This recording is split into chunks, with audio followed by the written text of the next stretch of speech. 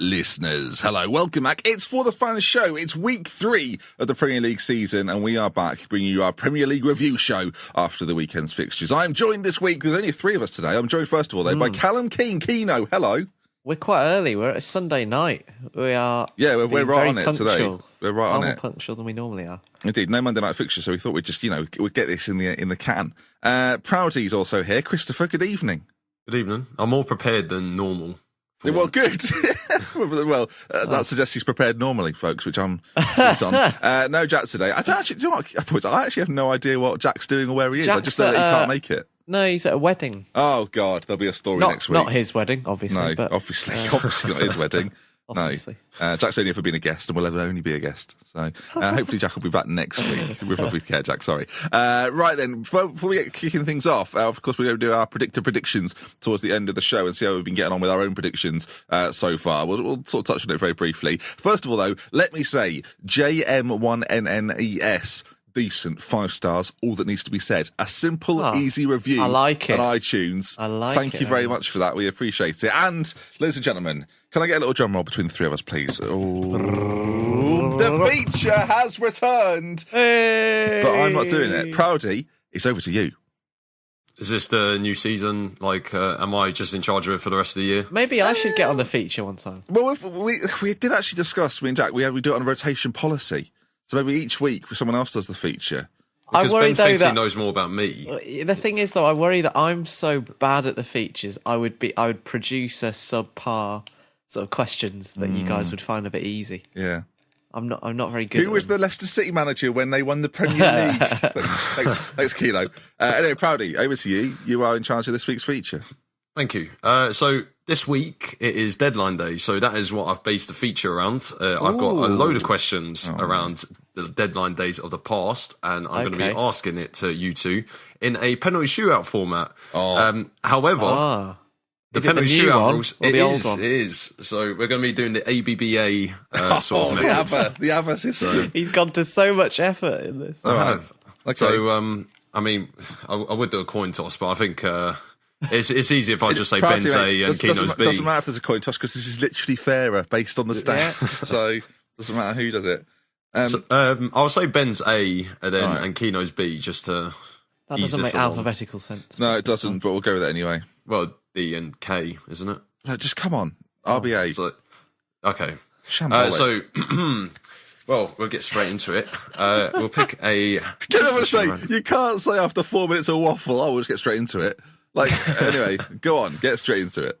Okay, Ben, your first question is, which midfielder moved to the Etihad after being released by his City rivals in the summer of 2011? Oh, I know. Can I steal, Proudy? Is there the option to steal in this competition? No, because if he misses, then, you could take the lead. It's a penalty shootout, Keno. You're not going to take his penalty, are you? Fair. So they were released, and then he turned up at Old Trafford. The Etihad. The Etihad, sorry. Was it Owen Hargreaves? That is correct. Thank you very much. BT Swap. So let's put that in the bottom corner. So 1-0 to Ben. Good. He says everything in one breath. A visual representation of me popping away the penalty from Proudy there. I enjoyed it. Popped it in the bottom left. Good. Okay, Keno, your first question. Over the bar. Rosette, you ready? Is, which left back joined Liverpool in a player exchange move in August 2010? 2010? Player exchange move? Ben's a Liverpool fan and he's questioning this. 2010, left back. Where did you say he joined from? Sorry, or was that not? No, he joins Liverpool. There's only one option.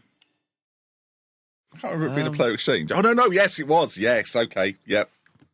I'm on board. 2010, that would have been Hodgson. Would it have been? Dalglish. Rafa Benitez. Let's just name some more managers. Yeah. Oh, Brendan Rodgers. Is that your answer? Yeah. At left back, B Rog. Give it a go. I genuinely don't know. It wasn't. No, I've no idea. It is going over the bar, the penalty. Wait, do I get a chance to pop in a rebound? Yeah, you won't get a point, but you can answer. It was Volkaczewski. Yes. And it was for a left winger whose name escapes me. I don't know if you've got that. but it was for a No, left winger. it was like 2 reserve players I had on the list. It was. but, It was. Yeah, there was a striker and a left winger. I know sure. like Dalla Valle was one, but I can't remember the other one. Yes, So- it was. It was like he was actually quite good for Fulham. He was Swedish, I think. Maybe. Oh, Kalasinac. That's him. Yeah. Okay, go on. Okay. It's Kino again, Kino, sorry. Kino, Yeah. you've got a second question because it's obviously the new format. It's the new format. they've I got don't know the if I want one. They've got the now. ball back from behind the stand, so you're all right. Okay. August 2012 is the era. Michael Essien left Chelsea to join which top La Liga club on loan? Oh, come on. You can't say that. Was it Real Madrid? That is correct. Top La Liga club. I'm a 1 in 3 chance, Kino. Jesus Christ. Just making sure. That was down. That was down the middle. Yeah, I was just smashing it down the middle. You know, low margin for error. Easy question. Okay, Ben, your next question is... so Tottenham signed Hugo Lloris on deadline day, but can you name who else they signed from Fulham for $6 million? I mean, for $6 million. Yeah. Sure. Wow. I mean, if he was $6 million, Yeah. that's outrageous. For some reason in my head, I thought that was about 15 though. So I mean, that's a bargain, isn't With it? inflation, it probably would be now. But no, hang on. I feel like this is a trick question though, because it seems right. Well, I'll think out loud. It seems obvious, right, that it's Moussa Dembele because he's the only player I can think that moved for that sort of money, and was obviously a Fulham player. I can't think of many Fulham. Brian McBride. But like Stephen Davis, did he go the other way though? Maybe. All right, we'll go with Moussa Dembele. unfortunately, that's not correct. Oh So, no, Who was Kino, it? Kino, do you think you can no. answer? Yeah. Oh, shh. Hugo Lloris. Oh, Fulham. Oh.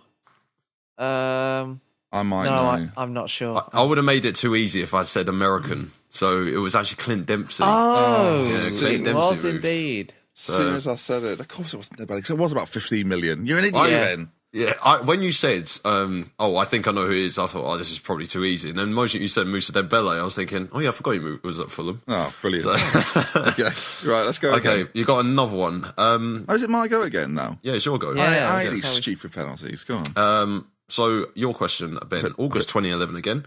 Arsenal signed Per Mertesacker and Mikel Arteta on permanent deals on I deadline knew day. this would be a question. But can you name the midfielder they signed on a season-long loan?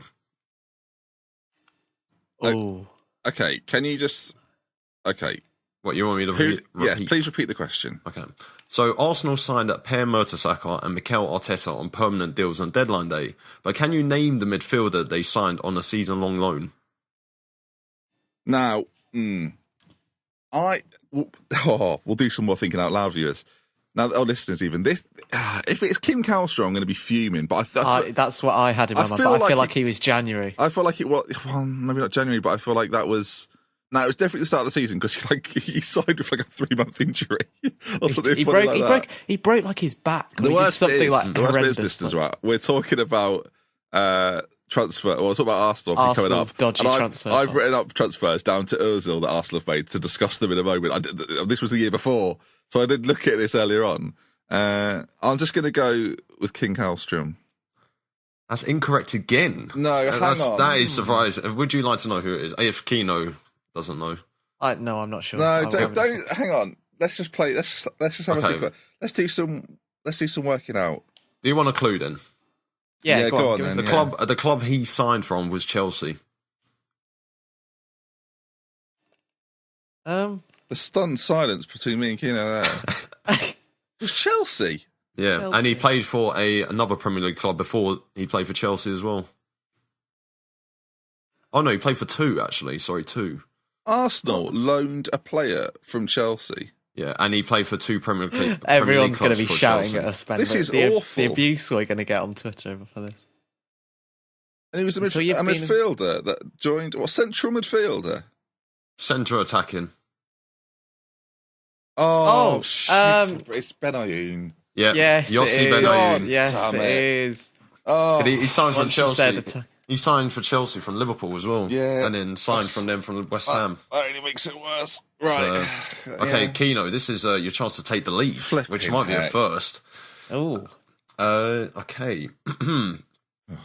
Can you name, in August 2012 this is, No. Can you name the playmaker who later went on to play for Hull City and Middlesbrough that joined Southampton for their then club record fee? Oh, is there a keeper for these? Jesus. What was the Good, date? Sorry, he doesn't know. August 2012. Can you repeat the question? Yeah. Can you name the playmaker who later went on to play for Hull City and Middlesbrough that joined Southampton for their then club record fee? Was it? I like that you're struggling with you. This is easy. This is a tap-in. Well, I feel like I have a name. Well, think out loud. By all means. The club record fee, Southampton. I'm feeling Gaston Ramirez, but I don't think it is. That is correct. Hang on. Let him think. Ben, I was going to say that answer. anyway. I thought that was his answer. Ben, I had no other name in my head. I was going with Gaston Ramirez. I thought that was his answer. I don't give a start. I'm just going to start saying names and see if Paddy goes, that's correct, Ben. No, it's only your first. Only if you say it as your first name, but like your first name. At no point did they declare that is his answer. I am flustered. Right. Okay. He's chipped it down the middle there. Yeah. You do. I've taken an unlikely lead. So this is to take it to sudden death, or I'm out. Yeah. Oh God, I am Charlie Adam. Come on. Okay. So Everton let Marouane Fellaini in August 2013 join Manchester United in one of the more high-profile transfers of the window. But can you name his replacement who joined from the then manager's former club? Oh my God. Okay. Oh. The then manager's former club. Ooh. I'm not entirely sure what that means. I'm assuming that means Roberto Martinez signed someone from Wigan. Yes. For... There are two names in my mind. It depends what position you consider Marouane Fellaini and what his replacement might be. Right, well, yes, because he signed 3 players. He signed Rodriguez. I'm just going to say names, see if Paddy takes them as the answer. He signed Rodriguez. He signed Joel as well. No, that wasn't Rodriguez, sorry, it's Kone. My apologies. So Kone. Now, if you're saying Marouane Fellaini played as an auxiliary striker for Everton and Kone was the replacement, then it's difficult, isn't it? Okay, well, Paddy, may you repeat the question? This is like a Paul Konchesky question. So he let Marouane Fellaini join Man United. Can you name his replacement who joined from the then manager's former club? Right. So replacement now. See, that's not really... Admittedly, Proudy, you have given me a bit more information, but you've not given me the bit that I'm looking for. Well, it's deadline day. That's the feature, Ben. Sorry. Yeah. It is deadline day, but why would they have waited for this moment now? Was there a year given? Come on, no, you're delaying it. Was there a year given? Yeah, no. 2013. I want to... Paddy, move him on, mate. I know he's the host. Was it? Move him on. I think he still plays for them now, actually. Don't say that. If that's a clue. I'm not a fan of this. Paddy, come on. Push for an answer. MacArthur. That was a massive clue. Is he MacArthur. Wrong. McCarthy? It was actually McCarthy, yeah, but I'll take MacArthur. It's your first answer. Sorry, man. Yeah, but he didn't... this is a joke. Right, well, if you've enjoyed this week's show, we're available on all social medias, ForTheFansShow.com, Twitter at ForTheFansShow. We'll see you next week. I've won a feature. We love it. Yeah, from us at ForTheFans. Amazing stuff. In controversial circumstances, I've bagged myself a feature. That's me done for the season now. That's it. I'm taking it. I'm taking it and running. This is shock result. Let's go. Will I be allowed on next week? It's a lottery. Penalty shootout. It's a lottery. You know what they say, Ben? These penalties is a lottery. It's a lottery. Right then. I can't. An upset. To quote Proudy, I can't believe this. Jesus. Right. Okay. Well, I'll be back next week, stronger and better. To quote Arsene Wenger. Anyway, folks, let's get to the football then. Let's kick things off with what was the main and the biggest fixture of the weekend. And mine and Jack's predictions of 4-1 and 5-1, folks, didn't look so daft after all. Liverpool 4, Arsenal 0. Where do we start, gentlemen? Do we start with Champions League group stages, Liverpool? Yes. And briefly talk about that. Liverpool got through against Hoffenheim, first things first. It was not easy. Favourite match of the season, actually. That's the return leg. We made it far more It's a bit concerning when you're like 5-2 up on aggregate and you're still a bit like, we just need one more. Which is not ideal. Hoffenheim, I thought, were decent, but we absolutely blitzed them in that first half. And he played well today against Arsenal and played equally well in the game against Hoffenheim. Emre Can sort of ran the show from midfield. for me. Yeah, he was special mention for him from me. Well, I've been critical of him, Keno, and you've been sort of tooting the horn. But this season so far, I mean, it's hard to be critical of him. He's looked good. It was quite noticeable as well, the sort of the media sort of appreciation of Chan as well. And he has been very good. He still does do the thing that you mentioned about, he tends to take an extra touch every now and then.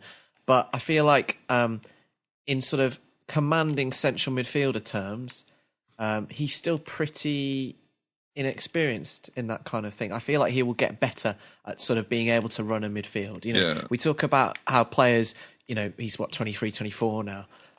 Players should be kind of developed by his age, but there are certain things that you do learn with years of experience, and I think he'll just get better as the years go on. And I heard today that there's a bit of contract sort of dispute. Well, he's got a year left, and Juve are very much interested in Emre Can, and Emre Can just strikes me as a Juve kind of signing as well. So I think there's a bit of fear factor within that. Anyway, back to sorry, Liverpool Arsenal fans. I mean, Arsenal fans are probably dreading this anyway. Liverpool 4, Arsenal 0. And it is and I don't want to be all sort of boastful about this, boys, but, we and Jack did predict a Liverpool battering. No, I agree. I feel like I had an unlikely win in the feature, but this result was not sort of out of nowhere. I was a little bit more conservative in my prediction, to be fair, from last week. I thought that Liverpool would win, but you guys got it spot on. And it kind of looks obvious watching the game and sort of talking about it in hindsight. We'll come on to Arsenal's problems in a minute, Proudy, but Liverpool, I'm going to let someone else talk about how good they are, I think, just for the balance. Liverpool looked sensational. Was there anyone in particular that stood out for you? Well, I mean, other than Chan, I thought, the front three looked really good. I mean, they all scored incredibly as well. Good. Yeah. It's the counter-attacking was insane. I think the second goal, was it the Mane goal? I mean, it was, and then the Salah goal, I think someone wrote on Twitter, it was like 12 seconds in between Arsenal's corner and Salah's goal. And I'm thinking, what a quick counter attack. But it was astonishing to see, like, that is maybe the sort of football that we might see from Liverpool this year, like the counter attacking sort of thing. We saw it against Hoffenheim. We've seen it against Arsenal. It might be the way forward now, I think, especially with like Firmino as the sort of pivot in the middle.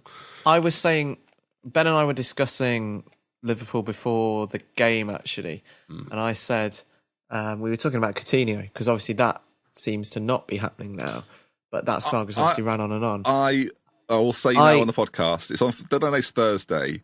I am not going to be surprised if he goes at this point. Well, I know it all looks like it's not going to happen, but it's how much fuss he's going to be prepared to kick up in the next 4 days. Yeah, and I think he's going to kick up a little bit of a fuss. I think Liverpool are going to look at a £150 million offer, which is probably going to have to come in. They might look at someone like there's talks that Draxler's going to move to the Premier League. Klopp went for him in the January. He chose PSG. There's a chance he'll go back in for him.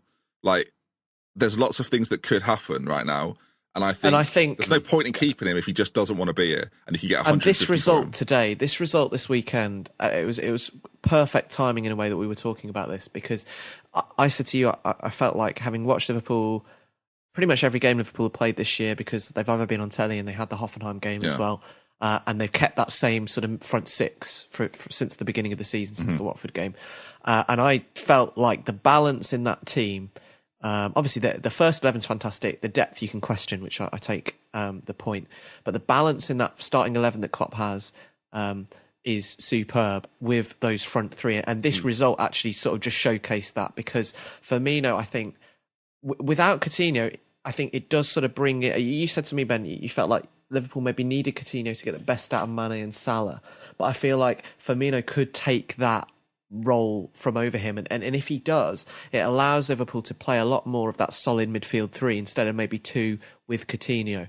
And with the form of Chan, I just think the balance in that Liverpool front six is superb. And as you say, maybe this result, and with Coutinho throwing up a fuss, that could maybe show the guys upstairs at Liverpool that maybe they could, for 150 million, which I think even for a player as good as Coutinho is crazy money.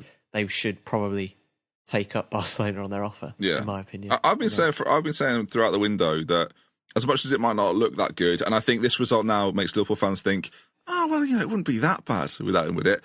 I agree that Firmino is the perfect complement to both Mane and Salah, and the midfield players that run off him as well. The amount of times you get Wijnaldum or Chan playing it into Firmino and he just knocks it off to someone else is fantastic.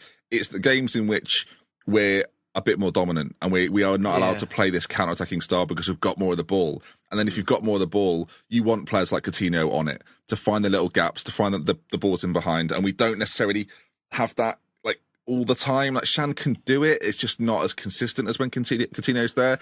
We're also forgetting that Coutinho can hit a ball from distance and get a goal out of nothing. And we've not seen that anywhere near enough from someone like Shan, Wijnaldum or Henderson to suggest that they'll do that and they'll provide maybe 5 goals out of nothing, which Coutinho provides every single year. I think the question is, Liverpool have got to bring someone in if Coutinho's going to go, and exactly. And if you bring someone in, where are they fitting in? Like it's a big question mark for Klopp.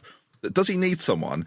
And if he does get someone in, where's he going to put them? Like, I know we've got Champions League and we've got a lot of games this year, but there's not an obvious spot where you think, oh, Liverpool just need that in there. Like the front six looks very, very comfortable. Just spend 100 million on Van Dijk. That's probably the only solution to all of it, really. Well, I would expect, before we get onto Arsenal, finally on that, I would expect we're going to sort of do the transfers in detail towards the end of the week after deadline day.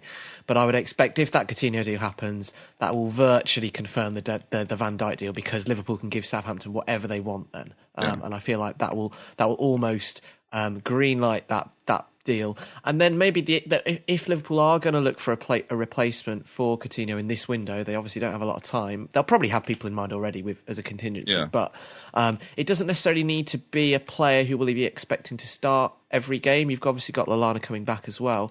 So it could be a little bit more of a sort of start. I don't want to compare it to someone we mentioned in the feature, right? But a sort of a slightly second string attacking midfielder a la Yossi Benayoun. Right. Not.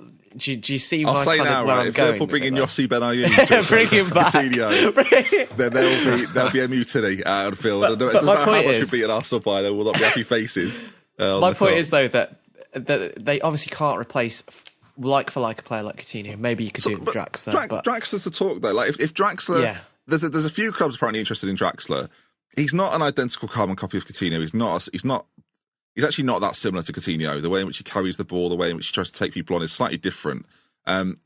But he does offer that creative, maybe to even bring on. Say you've got this core 6 at the moment that play every single game, and you need. The issue is he'll want to play though, won't he? That is the issue. That is the issue, of course. And what I meant with my Benayoun thing was that you're almost looking for someone who would be happy to maybe play 50% of the matches, which you can't always get. I will just quickly say on the depth thing that you brought up. You said that Liverpool don't have that much depth. I mean, a player like James Milner covers about 4 positions. He's on the bench. We brought Sturridge on as well. Grich is there. Solanke can come on. Origi's there as well. Clavan's a good 3rd, 4th choice defender. Our third, worth noting, like Liverpool played their 3rd choice right back today in that game. No Klein, no Trent Alexander-Arnold. He was on the bench as well. And Joe Gomez did fantastically well at nullifying. Like Liverpool, there's been a lot of question marks, Proudy, over Liverpool's defence, but you've got to give them a bit of credit. And I'll just quickly say, Liverpool aren't that bad at defending. They are atrocious at set pieces. Liverpool didn't give that many set pieces away today, which was quite clever of them. But Arsenal also on the team to punish. What did you make of Liverpool with defensively? Did you think they looked? How many gone? I'll let you take it. I was going to say, I think the only player that I thought was a bit suspect today in defence was Karius. Yeah, I mean, it was a bit of a weird change to like drop Mignolet and like. As a keeper, what did you think of that, Proudy? The performance. As a keeper, well, I mean, some of the things he was doing, like there was one YouTube incident, sensation. There was one incident which made me question like Klopp's decision making to drop Mignolet. I think it was when was it Matip had a free kick. It was just on the edge of the box. He passed it straight back to Karius, and then Karius took his time.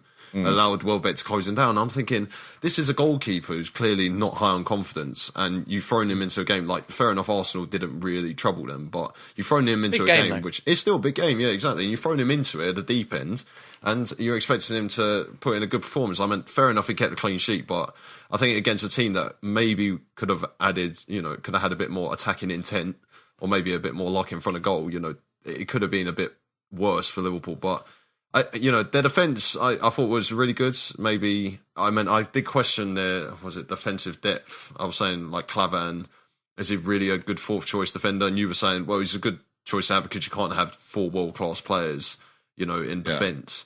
And it is true, but I suppose I think Liverpool will do well this year. They are improving defensively. I mean, 2 clean sheets, is it now? After the Watford. Yeah. 2 clean sheets in the league after Watford. So, I mean, confidence has to be high. But Karius, you're still questioning about that. Jamie Carragher made a really good point during the broadcast of this game, was that for the kind of there'd been an anxiety in sort of the home crowd in particular about Liverpool keepers. Well, really just about Mignolet for the last It was the last couple of years after Reina went. Like Reina went. Exactly. Reina was a little bit suspect for a bit, and people started to get a bit edgy about it. And then Mignolet came in to replace him, and people were still edgy about it.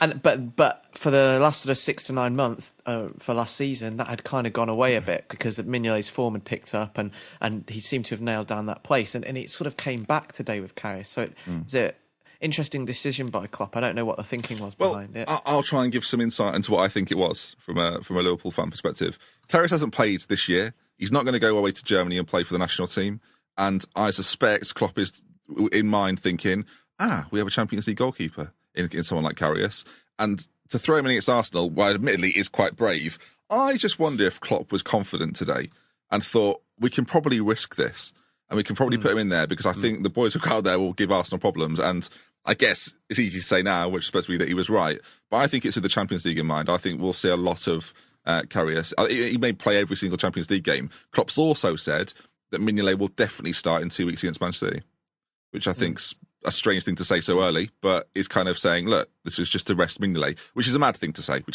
I mean, I like Mr. Klopp, but that is bollocks. You're not resting your goalkeeper 4th game in. I'm not having that.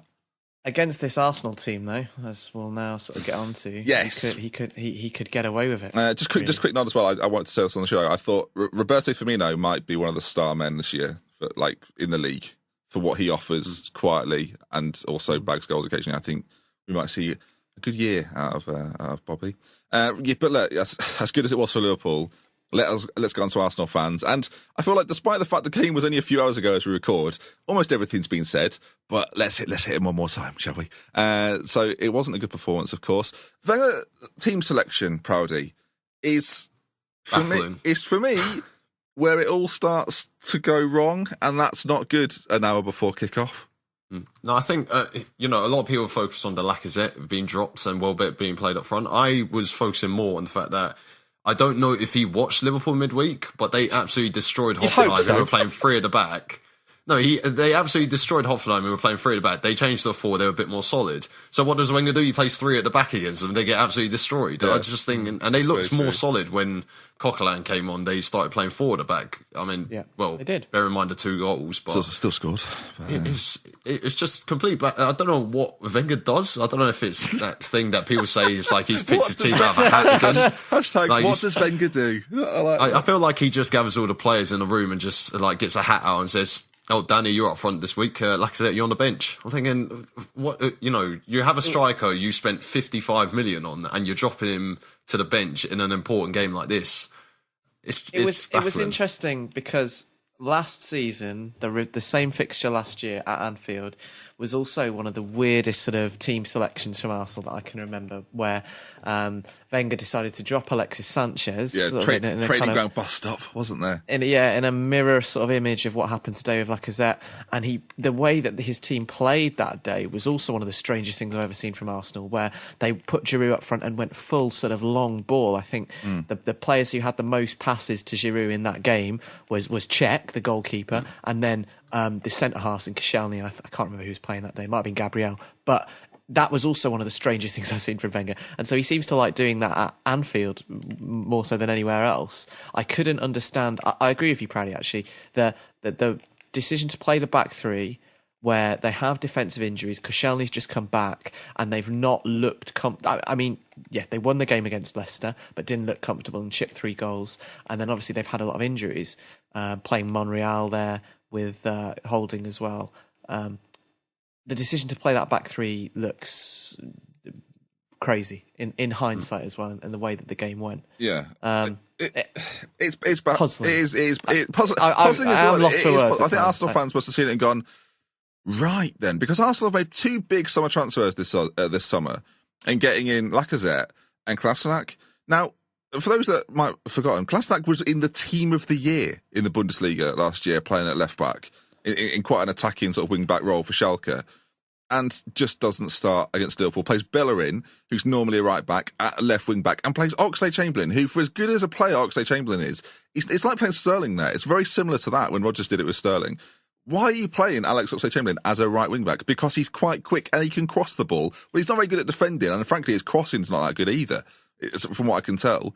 It is staggering. And on Arsenal, there's a lot being said about Arsenal and the identity of Arsenal and the players for Arsenal and the manager of Arsenal. But what I quickly want us to focus on are the transfers made at Arsenal. Now, there's this almost myth, because of the money we see spent at other clubs, that Arsene Wenger doesn't spend money. We spent 40 million on Mesut Ozil, who, in these games, by the way, is a fucking passenger. Literally, Aaron Ramsey got a lot of criticism today, only because he's probably Welsh and because he can speak English quite well. Because we don't hear from Mesut Ozil very often, it's almost like he's devoid of criticism in some circles. He's a luxury player, he's fantastic. It's like, well, yeah, but in these sort of games where you've got Henderson, Wijnaldum and Shan terrorising your midfield, literally closing down every single time you have the ball, he's a waste of space. He's a waste of time.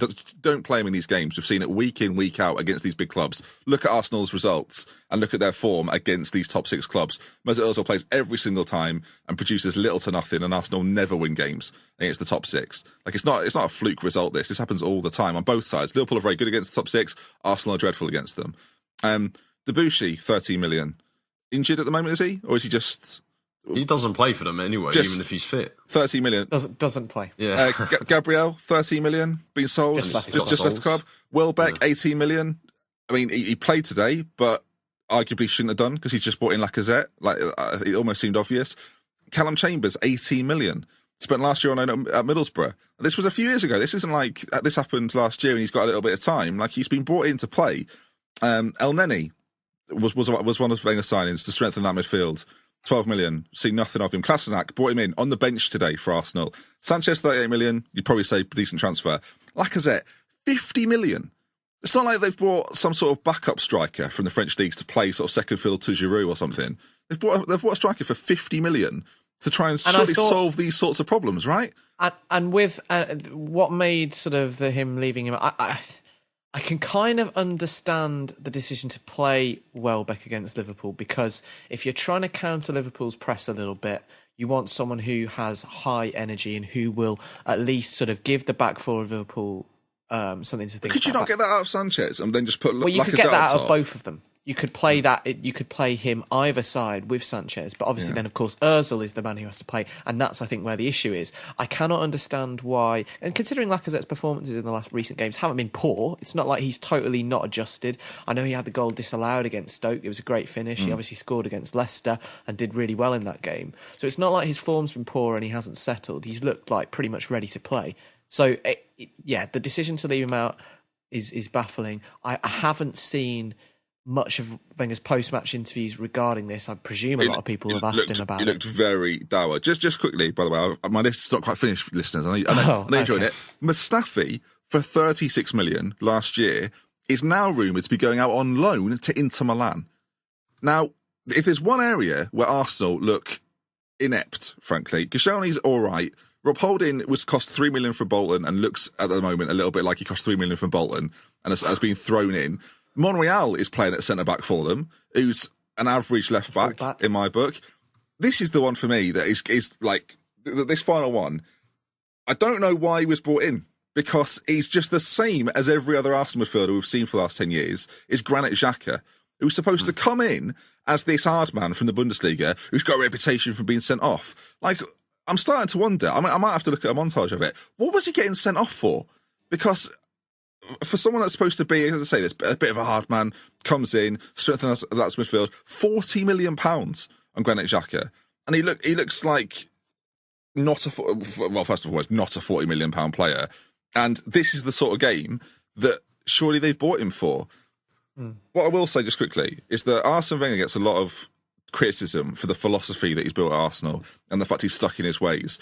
When Arsenal signed Mesut Ozil, they decided to play around Mesut Ozil. Now, we're at the point now where it is not working, and it's not worked for the entire time that Ozil's been there. Winning the FA Cup is great, right? But we've seen teams win the FA Cup recently that frankly aren't that good. Didn't Swansea win it not that long ago? Maybe was that a League Cup? Sorry, no, Wigan won it. But Wigan won it not that long ago. Yeah. Portsmouth won it not that long ago. Sorry, Proudy. Well, we had a great team then. It doesn't. Carnu. But it doesn't take the top teams to win the FA Cup. Is what I'm saying. And Wenger is dining out on these FA Cup wins, playing in the style of Mesut Ozil. And you touched on it there, Kino. Is that he's almost the problem now because you spent 40 million on him, because he came from Real Madrid, because he's won a World Cup.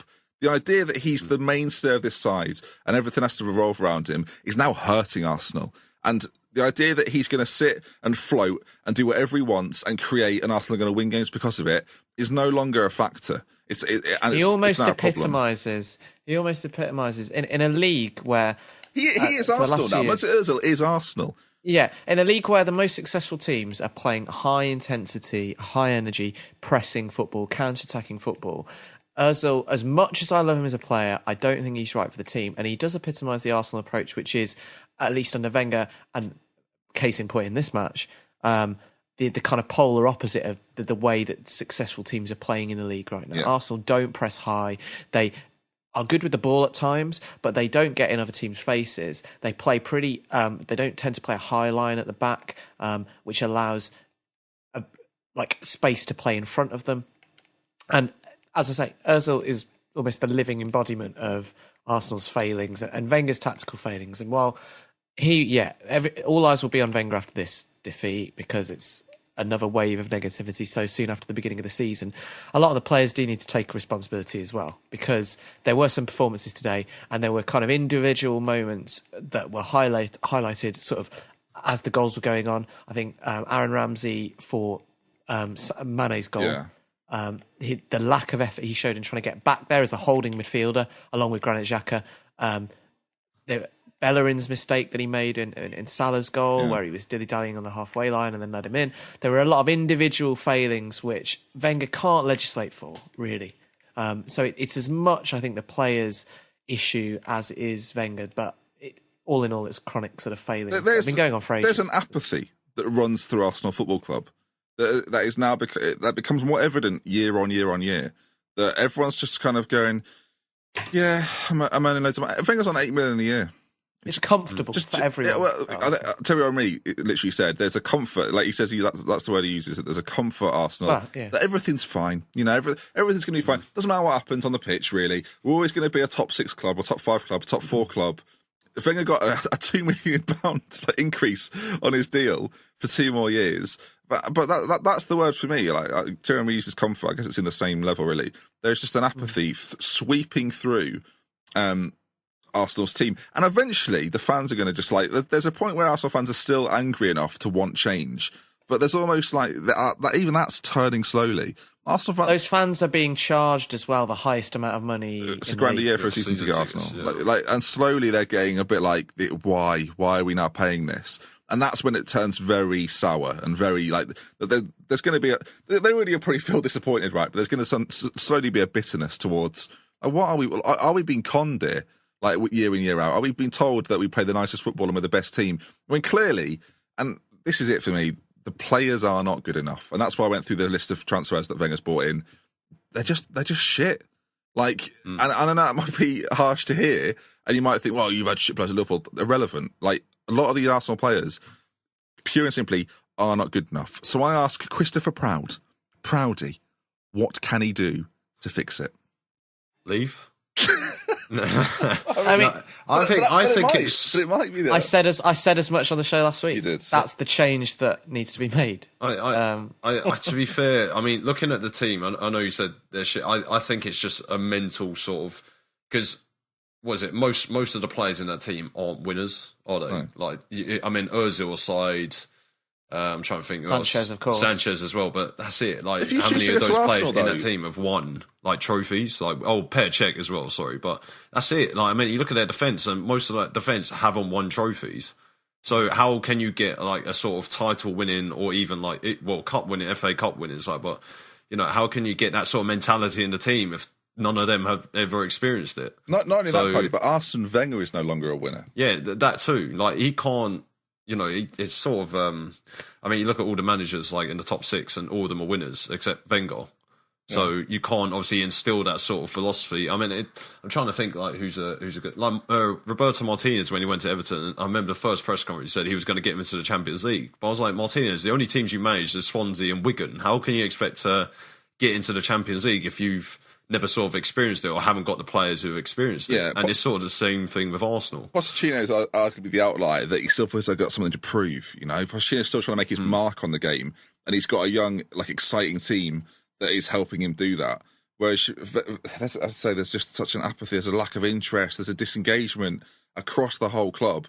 Starts at the board, and it for me, it finishes. I wouldn't put any blame on the fans. It finishes with the players, and we're just not seeing it from us. So it must be very, very frustrating.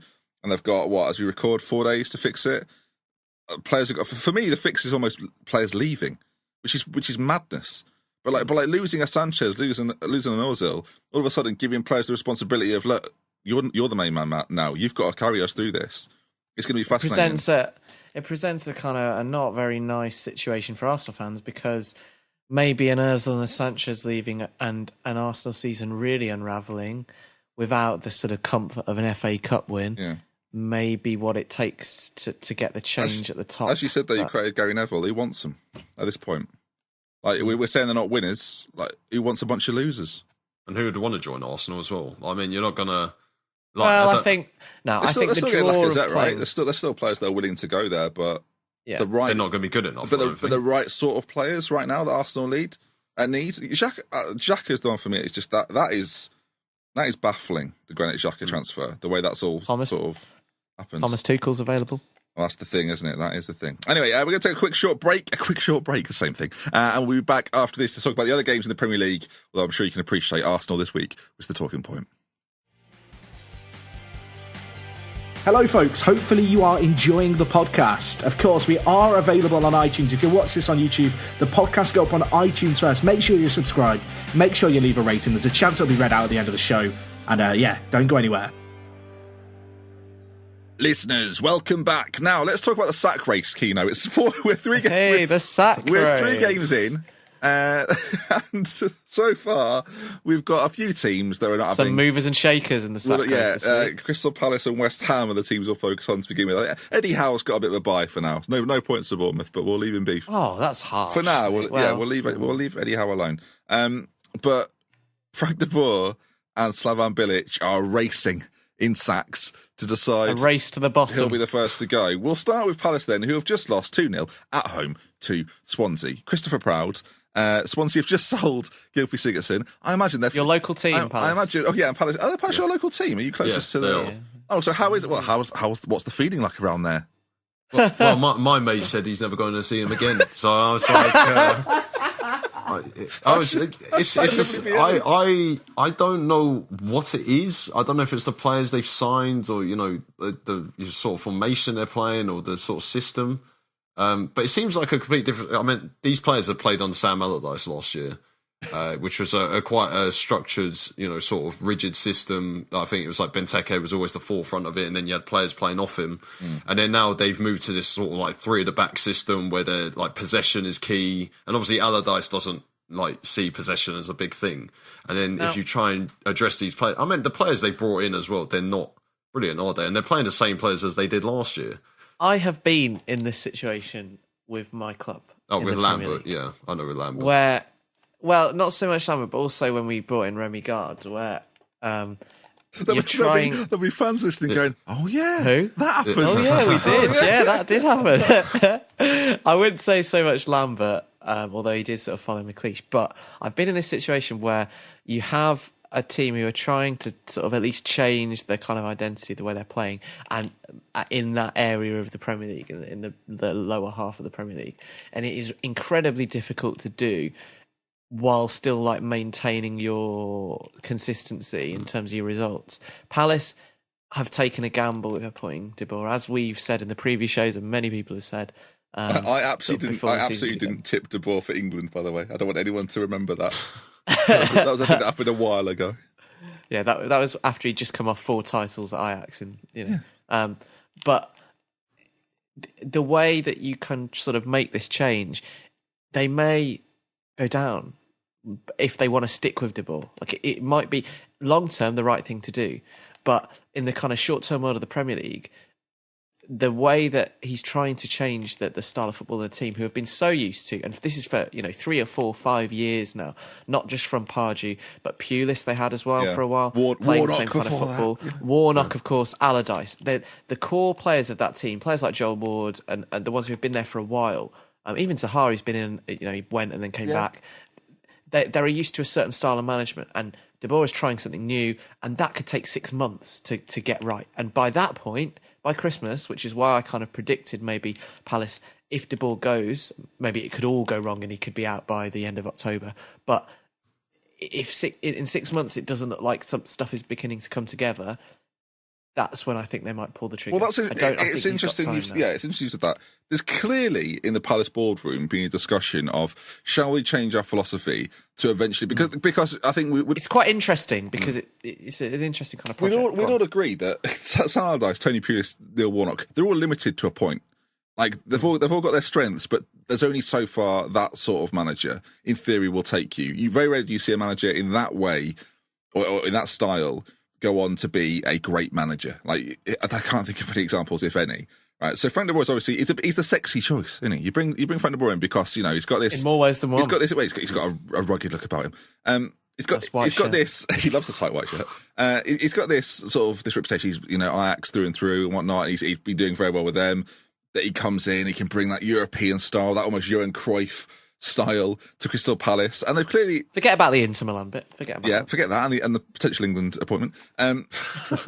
But he brings that, and so Palace are obviously prepared to give him the chance. If they sack him in like 10 games, it's a madness. That's how I describe it. It's the most ludicrous decision. I can't imagine he's under much threat of being sacked. Like, I mean, if him and Bilic are in a race, I think Bilic has got him quite easily. But both very worrying sort of situations. Yeah. On the reverse of that, by the way, Paul Clement has just seen Tammy and Jordan score for him, and without Gylfi Sigurdsson, with the money in the bank, they've beaten Palace away from home. Sam Clucas as well, their new signing started. Sort of interesting signing, I think, because he looked pretty good for Hull last year. Played in quite a few different positions. I think he's probably favoured to playing in the centre of the midfield. And obviously Swansea have lost a few players in that area. Not only Sigurdsson, but Jack Court to Burnley, who was also very consistent for them last year, played a lot of matches. Yeah. So that looks like a good signing. And it's a good result for them and for Abraham to get off the mark as well. 4 points on the board, draw against Southampton, a defeat to United, of course, but then a really nice bounce back against Palace. So I know I've looked not very good, but even so, you still got to beat them. As you say, the more worrying result was the one up in the northeast. Oh, dearie me. Rafa Benitez's Newcastle. I've got a 3-0 win. That's almost the biggest shock of the weekend, in a way. Also a contender in the sack race as well, but he seems to have it's sacked if he's put. If he leaves, it's not a sacking, is it? I think we all sort of agree that Benitez won't be sacked, but he might be pushed. Actually, the talk was that West Ham, if they sack Bilic, will go after Rafa. Like that's the. Oh, that'd be. Didn't they go after him? Yeah, they did before Bilic. Yeah. Apparently he's got a £5 million release fee from Newcastle. I love this. The managers now have release fees for £5 million, and West Ham would maybe go for it. I mean, you would think West Ham's team with someone like Rafa would do quite well. Like I'm honest. I said, folks, that I thought West Ham could finish above Everton this season. So, and Jack is feeling as smug as he can be right now. By the way, West Ham not got a point yet. -8 goal difference. 3 games gone. And obviously a 3-0 defeat. Very impressive from Newcastle, who again, after a defeat to Huddersfield, Rafa's going to be looking for a response from them, and he got it. Joselu, Clark and Mitrovic. We talked about him last week. We said we might see a bit of Mitrovic this season. Well, there were a lot of question marks about the Joselu signing because he's been incredibly unprolific at Stoke and not really done much at all. And I thought his work rate against West Ham was really impressive. Yeah. Mitrovic is a bit of an X factor because I know he's quite polarising amongst sort of Newcastle fans. He's got a temper, he can get sent off. Sometimes, in contrast to a player like Joselu at the weekend, his work rate isn't always good, but he can score goals and he is a real physical presence. And the kind of striker that I think in Newcastle's position, you could maybe someone like Mounier at Huddersfield as well is doing well. Abraham maybe at Swansea too could be a really good asset for them. The Hostley one really interests me because he, for £5 million in today's transfer market, could be a good bit of business for Newcastle. We'll wait and see whether he can continue the form. He's a really interesting player because he's got sort of he played for Spanish under-20 teams, but he was born in Germany, and he's been around a bit. He spent time interesting. Then he spent time in Spain and in Germany. Then got moved to Stoke, where he was pretty unspectacular. It's unspectacular what it is, isn't it? Yeah. Yeah, and it's unclear how much, as we've seen with other players at Stoke, that we don't know how much of that is sort of Mark Hughes' poor management and this general malaise of being at Stoke at the moment. So we don't really know how good he is. Like, he could be a pretty good asset for Newcastle. So that'll be one to watch this year. Yeah. Well, I mean, yeah. I don't know I was going to go with that. West Ham, though, I think Billet should be gone in very soon. I don't know if it'll be during this international break. Putting your neck out there and calling. I said game week 7. I said game week 7, it'll be gone. Game week 7. Well, hang on, let's just take a look then. Who have West Ham got coming up? I think that's the key, isn't it? That if he's got a little run where he can maybe do something, it's a key couple of games. He's at home to Huddersfield. That's big. And then away at West Brom. And I think a loss at home against Huddersfield. West Brom like to sack managers, though. You know, it's a West Brom thing. I was going to say Tottenham at home, is their 7th game. I mean, that could be the push, I think. Pulis loves a sacking, though, as well, doesn't he? He loves getting in there and ruining people's days. He wants to get his mate Sam back in charge of a team. Maybe Big Sam will be back at West Ham. You never know. I think West Ham could be in trouble. But a great result for Newcastle. Shouldn't overlook that. Let's talk about the Manchester clubs. There's a bit of controversy in one of them, but we'll start with the game at Old Trafford, where Manchester United continually look pretty good, don't they, Proudy? They do. I think they finally found the man up front, Lukaku, even though he did obviously cost me fancy Premier League points by missing a penalty this week. Same. Yes, annoying. Very low scoring week across the board. I know, but they do look good. I remember, with the announcement or the inevitable announcement, they've signed Ibra again. I think the only way is up. Is that good, Proudy? Good signing?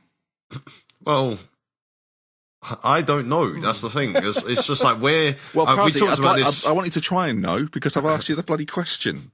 Well, I think he won't expect to play anywhere near as much as he did last year. No, he would. This is Zlatan, though. Yeah, it's Zlatan. It's a completely different mould of. He doesn't want to sit on the bench. He reportedly took a very large pay cut to take this 1-year deal from what he was on last year at United. Yeah, but he's probably still 150 grand a week. Yeah. Probably. He took a massive pay cut. He's only on 150 now. But I feel as though with the form that the rest of the team has been in, he'll have been watching that and negotiating with the club. They'll have kind of gone to him, look, Zlatan. A trembling sort of executive would have been like, sorry, Zlatan, but we can't promise you 90 minutes every week this week. And then I'll have sort of sat there waiting for his response. Zlatan would have just smiled and gone, okay. But then known that... In a terrifying he'll way. Be playing. He knows that he'll be lifting the trophy at the end of the year before the captain. He knows already. Despite Zlatan signing, though, Marcus Rashford has scored. The controversial Marcus Rashford. Me and Jack spoke about Marcus Rashford. I've never had so many tweets and emails about one of the shows. If you're one of those people, I'm sorry, I'm not going to read any out because I'm literally inundated with them. It's good to get the engagement. Yeah, thanks. But people seem to think that, right, okay, I'm going to... Don't spend too long. For the defence... What me and Jack were talking about is Marcus Rashford as a striker at Manchester United, where I think his options are going to be severely limited. Last season, a lot of people were telling me he was one of United's most played players last year. Started 16 Premier League games, came on substituting a lot of them. Got 5 goals and 1 assist in that time. I don't think he's that good out on the left. While I think he's quick and that'll get you so far in games against better opposition, perhaps in the Champions League against other top 6 sides, I think you'll struggle. I just wonder where Marcus Rashford's opportunities as a striker are going to come from this season, because I think when all is said and done, that's where he's going to end up. And yes, there's the argument that Thierry Henry played out wide and he learnt a lot. Well, that's great. Thierry Henry then proved he was fantastic. Marcus Rashford needs to be playing games, and for me, he needs to be playing games as a striker. Otherwise, how many strikers have we seen below the age of 21 just go into sort of not nothingness, but just not get the opportunities and be restricted in those opportunities and never really get the time. One was playing against Liverpool today. Danny Welbeck. Yeah, and he is sort of the mould. I don't think, to be fair, I don't think Rashford will become the next Danny Welbeck. I think he's much more intelligent. Don't take it as Rashford's going to be awful. I don't think that. The reason I'm saying it is I want to see Marcus Rashford playing, because I think he's potentially one of England's next best players, along with Dele Alli. And I want to see him play, and I don't necessarily think in this Manchester United team, under this manager, with the players around him, we're going to see him as a striker all that often. Great, we'll see him out on the left, and he got a goal at the weekend, but it wasn't from some great wing players from a corner, wasn't it? Like, he came in and he just sort of prodded home. So I thought the game that's all viewers. I get what you're saying, that he played a lot and he's a pivotal part of Mourinho's plans, but not necessarily as a striker. And I even asked Manchester United fans on Twitter, I said, last year, how often did he play as a striker, and how often do you expect him to play as a striker this year? And a lot of people said no, and that was kind of where me and Jack were going with it. We don't dispute that he plays a lot of matches. Yeah. Wow. There you are. Sorry, I just wanted to clarify that. Yeah. Shall we go on to City and talk about the Sterling stuff? Well, I thought it was interesting because I put both the Manchester clubs together in the running order because they kind of... United have looked really good so far this year, and obviously they're the only team in the league that have won 3 out of 3. Yes. But both teams, again, many people's just sort of joint favourites for the league this year, kind of came through pretty difficult, slightly more difficult and different as well, tests to the ones that they had done so far this year. Obviously, United had 2 fairly comfortable 4-0 wins, and then came up against a Leicester team who I thought has shown to be pretty resilient this year, and I think they'll do pretty well. They showed a lot at the Emirates against Arsenal. Obviously, that doesn't look like too much now. But for maybe an hour of this game, defended really well, and they had a few chances as well. It wasn't like they went without opportunities. But United came through that game, obviously with Rashford scoring, so that's good. And also City managed to get through what, up until the 95th minute, could have been quite a lot of criticism of Guardiola, and 2 points dropped against Bournemouth. Yeah, I think he would. As you say, I think he would have had it there. I think they would have got both barrels from a lot of sections of the media. I don't know when that. But they came through it. Well, Raheem Sterling gets a deflected finish. It's fair to say, and then runs into the City fans. He's already on a booking, of course, and gets himself another one, which means he misses the game against Liverpool, which I think is poetic in a way. But what do you make of it, Proudy? Do you think that sort of thing should be a red card? Alan Shearer was very vocal on it, but I've seen his tweet. But forget about Match of the Day's, £3 million pundits, whatever they are. But we want to know what Chris Proud thinks. So, Chris Proudy, would you do you like it? Do you think it's fine? Do you think what's your opinion on the Sterling situation? I'm an advocate for players going absolutely mental, because then, like, if they're not, it makes no sense. It makes no sense to me when a player scores a potentially. I mean, this, later on in the season we'll know if this could be potentially league winning. Who knows? Or like potentially league winning goal. Yeah, and they can't celebrate to their full capacity, basically. Full potential. And these full fans, celebrating potential. These fans are paid, loads of money to go down to Bournemouth, for a nice weekend, go and see a game, and get a ticket and everything. Are and you then working they're for not the tourist board of Bournemouth? What about the safety though, Proudy? These are football fans. I mean, they punch each other for like a living, don't they? Most of them. But the safety concerns. What about the stewards? You saw the Forest fans fighting over the pie bag. Oh yeah, no, I've just seen that video on my Twitter. That's just a great now. video. We'll try and retweet that on ForTheFans account. The argument between 2 Forest fans who's going to have the last pie. Don't bully me. Hey, don't do it. It's great. Anyway, no. But on the Sterling thing, Keane, have you got a thought on this? Do you think you should be booked for over celebrating? I think inciting violence. You said not to mention Match of the Day, but there was a really good point made that I almost think the City fans have got Sterling sent off there. I think if he runs over to the fans, celebrates, right, and they don't spill onto the pitch, and they sort of do what normally happens, where they kind of, especially away ends, where you'll sort of run down to the advertising hoardings and sort of hang over the side and hug them and stuff, and there's a big team hug. I think that's fine. I think he probably gets away with that. It's the fact that it's almost... by probably nothing to do with him, just by the exuberance of the City fans, people have got on the pitch, stewards have had to get involved, and that has almost made the incident look worse. And I think in many other scenarios, it doesn't happen like that. It doesn't end like that. Sterling doesn't get the yellow. So I do have sympathy for him with that. I think the rule is maybe a little bit too black and white, in the sense that there maybe should be appreciation, maybe retrospectively. I don't think... Can City appeal this? I don't think they can. Cards. Sorry, mate. Yeah.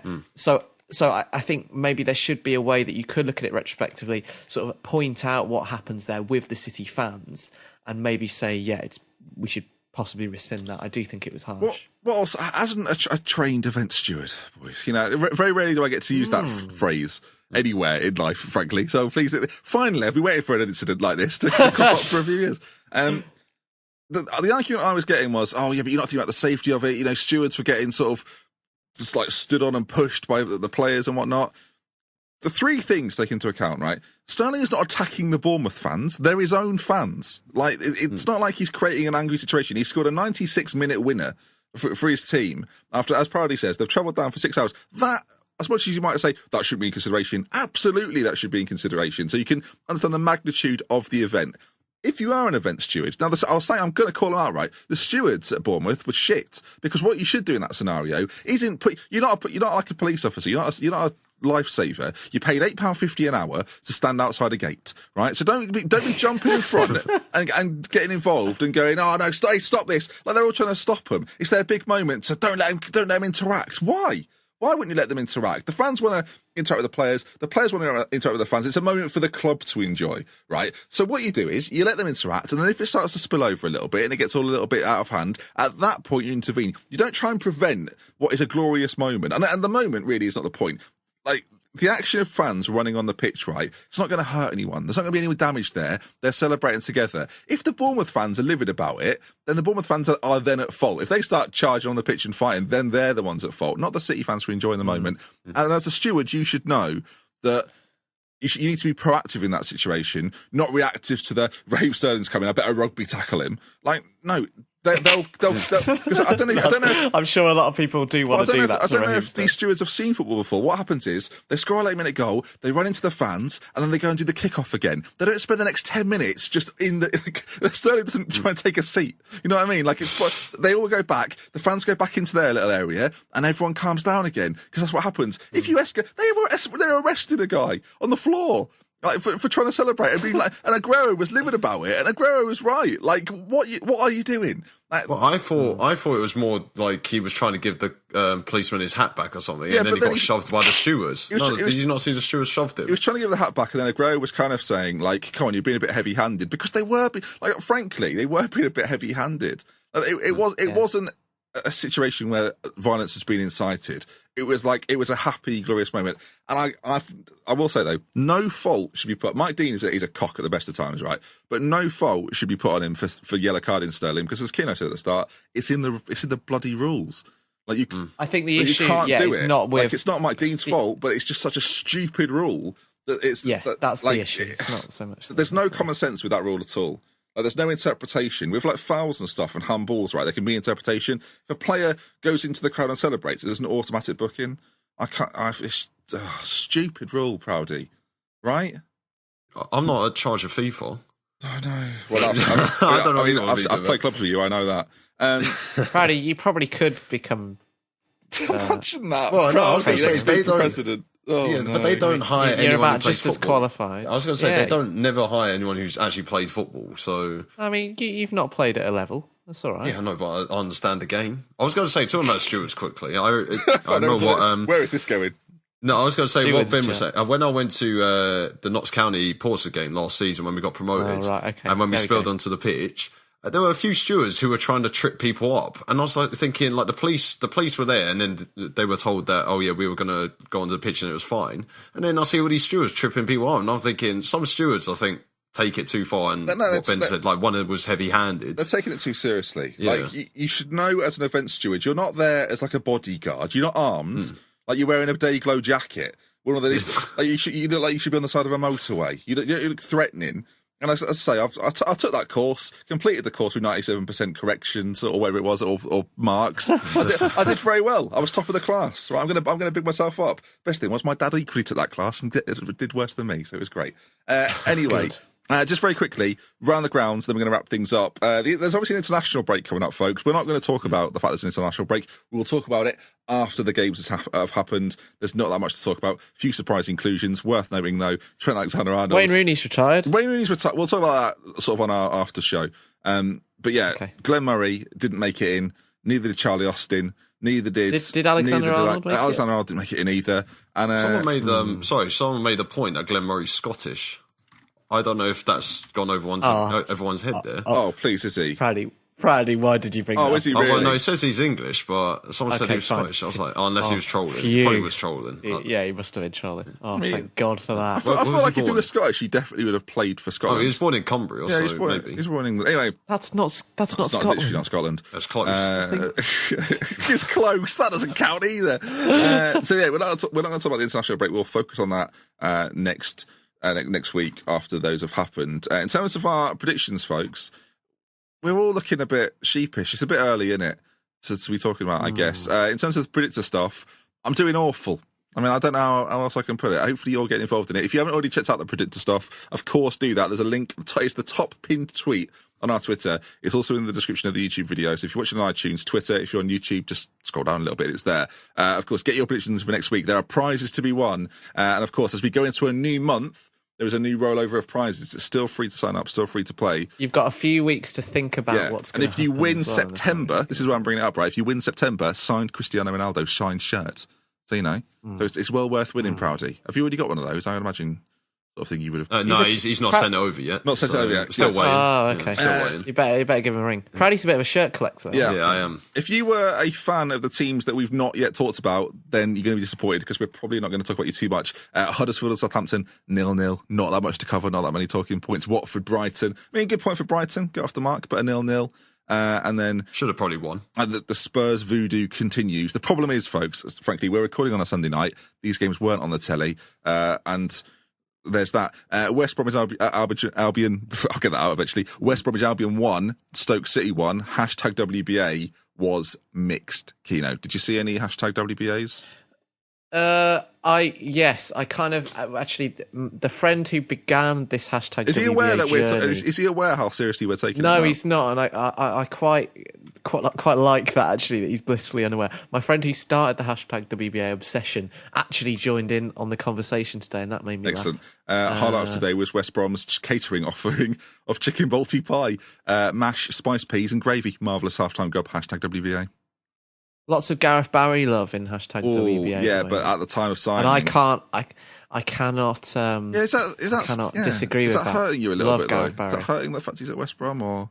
Not so much because I love him so much. So it's it's fine, and it's amazing that he only needs one more appearance now to become the Premier League's all-time appearance maker, which is amazing. Empty seats galore today. There's a lot of Embarrassing. What more do the fans want? Hashtag WBA. I mean, it's a 1-1. I guess that's fair enough. The most upsetting thing about today, 50% increase on the scratchings. Hashtag WBA. Hashtag pork inflation.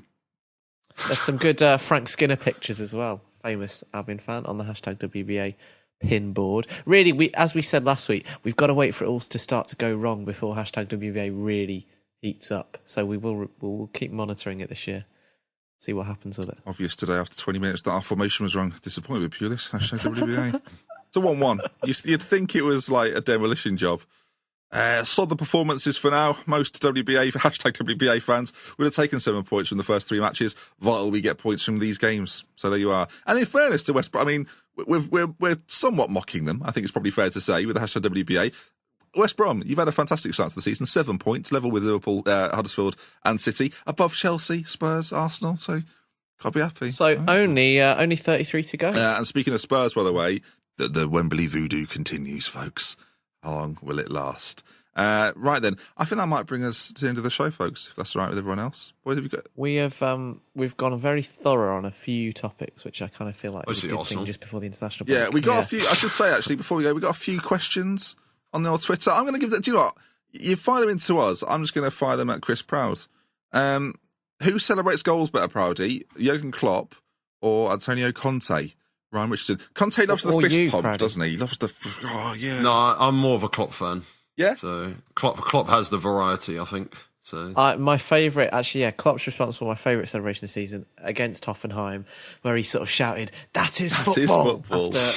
After you scored. I love that. Yeah. I should say, people might think, "Oh, you've not answered many of the questions." We are looking at them before we start recording. We answered a lot of them in the show. The questions, especially on Arsenal, came in. A lot of questions on Arsenal. You might be unsurprised to hear. But yeah, we've gone through an awful lot today. Hopefully you've enjoyed it. As ever, I have been joined by Keno and Proudy. Thank you for joining me, gentlemen. Thank you. Proudy. see you after the break. No, there's no break. No, we've got another one, mate. We will be back next week doing maybe the end of the week, doing a transfer roundup after deadline day. There's a chance we will be donning our yellow ties. Yeah, I don't know what we might do. We might do. I don't know how you feel about this, boys. We might record for the final hour of deadline day and maybe upload it. That's something I would quite like to do. That'd be quite interesting. Maybe we talk about all the transfers, but maybe do it to see if anything breaks late doors on deadline day. We're just as bad as Sky doing that, aren't we? We're sinking to a level. Yeah, but ours will be pre-recorded, so it won't even be live. Sounds quite fun. Yeah, but we might give that a go. If that's something you're interested in, do let us know on Twitter or on the YouTube comment section about that. That is going to wrap things up, though. If you enjoyed the show, do leave a like on the YouTube video, leave a rating on iTunes. I'll be reading out the best ones at the start of next week's show. www.forthefanshow.com for all the available links, and we'll see you again soon. We Love With Care, then, from me, Kino and Proudy. See you again very, very soon. We Love With Care. Goodbye. Goodbye.